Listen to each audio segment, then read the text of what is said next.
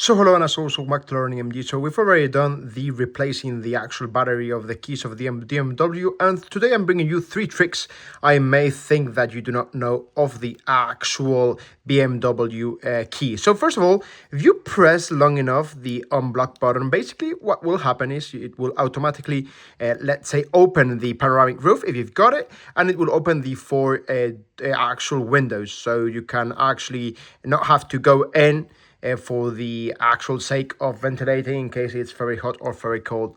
Next up, if you press this button right here, you will be able to automatically close them, all the actual windows, and if they're already closed, the actual both sides of the rear view mirrors, you will be able to automatically close them. Okay, so these are 2 tricks, and the third one, if you press it, it will open, but if you press it again, it will close it. Therefore, I think these are very good tricks you should always know. Okay, let me know in the comments what you think.